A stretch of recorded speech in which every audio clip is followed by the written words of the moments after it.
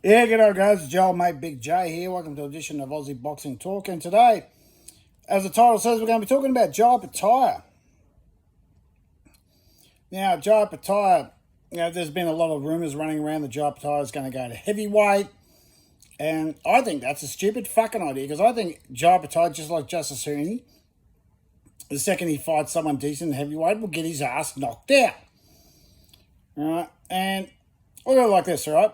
Jai Opetaia is a natural cruiserweight. He walks around, 210, 215 max. He only has to lose 10, 15 pounds to make the weight at cruiserweight. If you look at every time that he weighs in, he makes the weight most of the time pretty easily. Right, so pretty easily. So I don't think Jai Opetaia should go to heavyweight. He should stay at cruiserweight. A lot of people saying that he could give Bredis a run for his money. Sorry, not Bredis. Usyk a run for his money. Usyk would kick the living crap out of him. Right? So I'm going to give my reasons why Jai shouldn't go to heavyweight. Or I've heard that he's even going to go to bridgeweight, which is even bloody worse.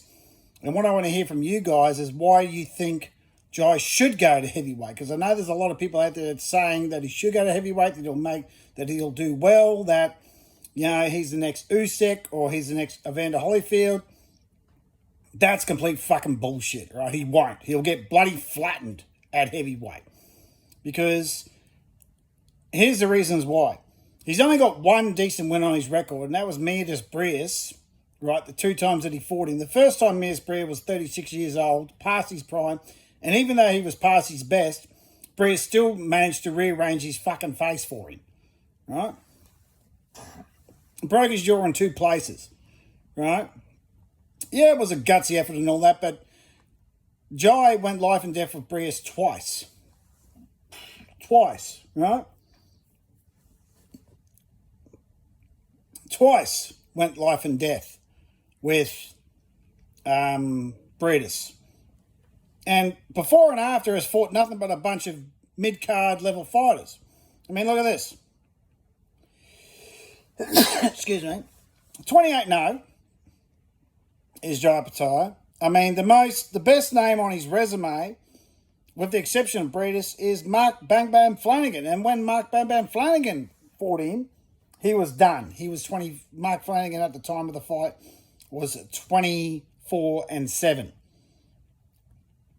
Mark Flanagan being a two-time light heavyweight contender. So, I mean, he beat Breas in 2022, which was easily the upset of the year, no doubt. Then he fought Jordan Thompson, who's a complete nobody, right? Jordan Thompson's a complete nobody. Then he smashed him out in 4 rounds. Then he knocked out Al Zora in about 90 seconds. No, 2 minutes and 55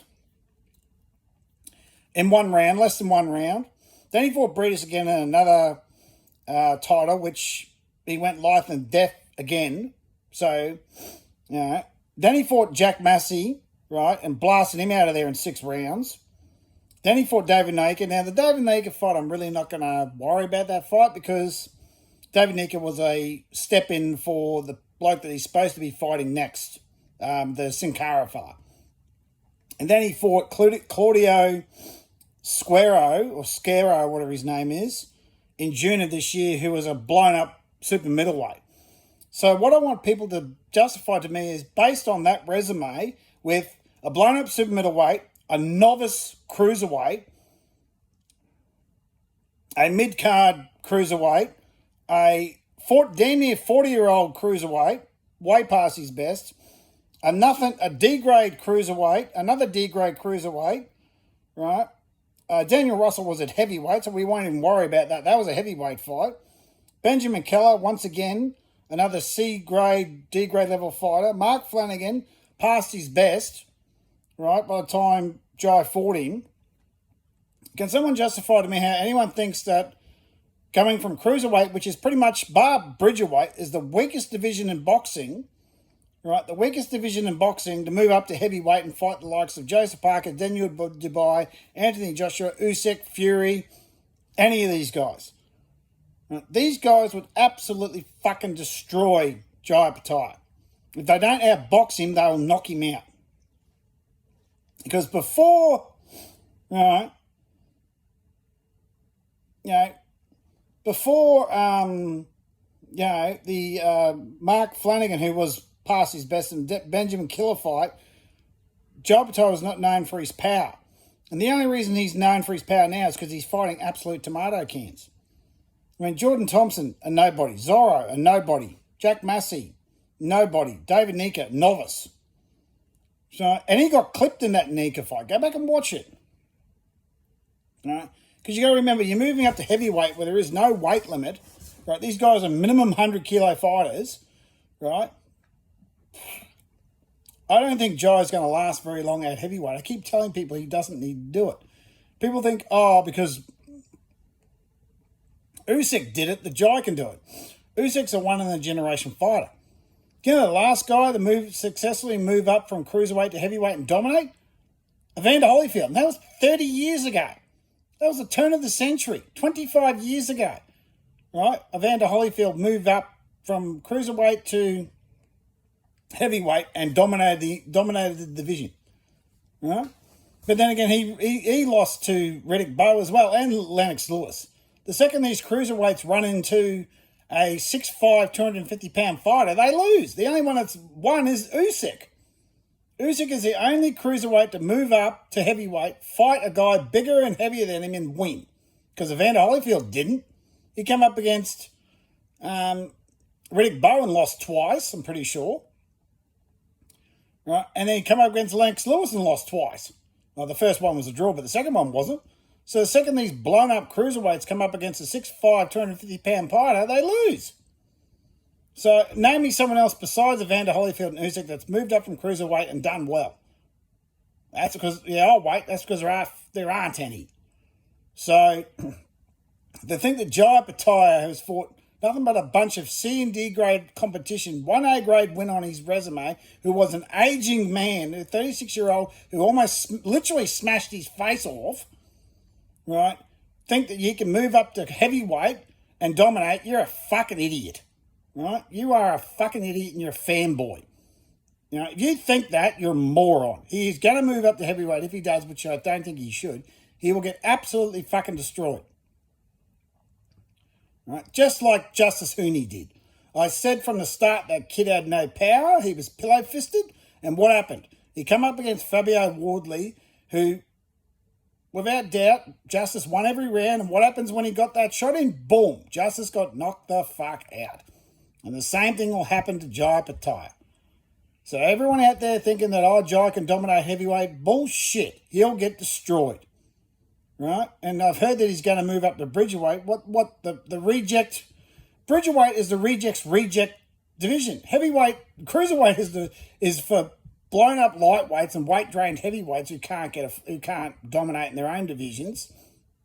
And now bridgerweight is the reject of cruiserweights. So it's even worse. So moving to bridgerweight will give him no what's the word I'm looking for? Credibility.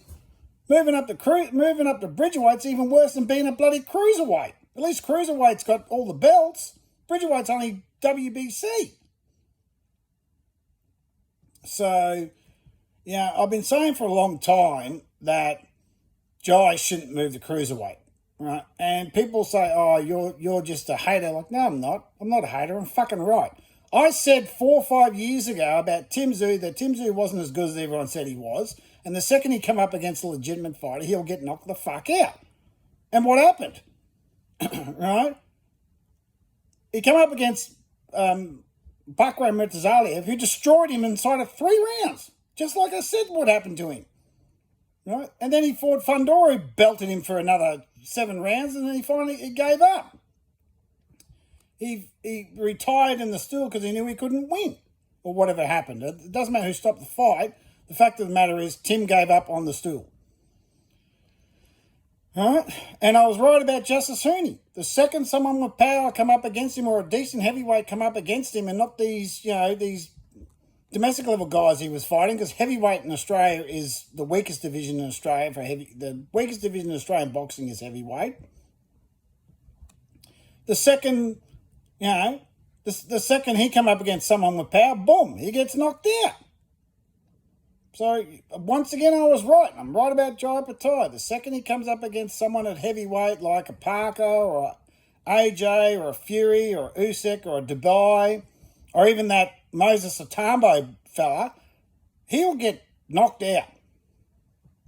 So, he needs to stay where he is. He needs to ride out the thing at cruiserweight until he gets the Ramirez fight. In the interim, he should fight Chris Billum-Smith, because that's a good fight. Because if he can knock out Chris Billum-Smith, which Zurdo Ramirez couldn't, then you can, well, you went the distance with him, I knocked him out. That's the only really thing Jai can do at the moment, because he's got to fight Sin Cara. It's an IBF mandatory. I don't have a problem with that. But he really needs to stay where he is until he gets the Ramirez fight. And then I don't think going to heavyweight at the moment is a good idea. You have to wait for all these other guys to move on. Because I don't see him beating a Daniel Dubois, Joseph Parker, a Fury, and Usyk. Maybe even an AJ would beat him. So I don't see what people justify how a cruiserweight can go to heavyweight based on the resume that Jai Opetaia's got. I mean, people have said the same thing about Usyk, but Usyk's once-in-a-generation fighter. So and Usyk is pound for pound the number one fighter in the world. So Jai Opetaia is not even on the pound for pound list.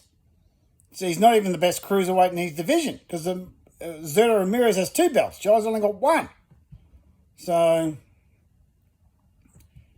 I'm interested to see what you people think. I don't think Jai should go to heavyweight, because I think he would. And here's another thing. I don't think Jai his frame could support another 20, 30 pound. He's naturally a 92 kilo man.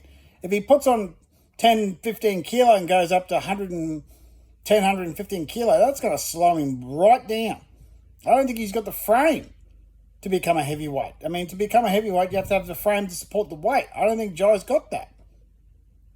Some people, their weights are peaked at a certain level. Once they get too heavy, they slow down. They can't move as quick. Their balance is off. Their timing's off because they're too heavy.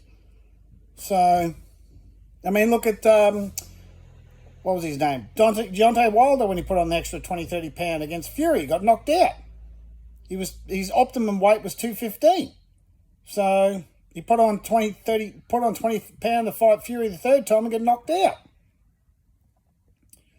So, yeah, that's just my thoughts for the day. I think Jai Opetaia going to heavyweight is a terrible idea. It'll just get him knocked out, and that'll be the end of him. I hope he stays a cruiserweight and becomes undisputed, because that's where he should stay at the moment. Put your thoughts in the comment section. Like, subscribe, share, all that sort of good shit. As always, tackle, bull, wrestle, croc, harden yourselves a fuck up, and I'll talk to you another day.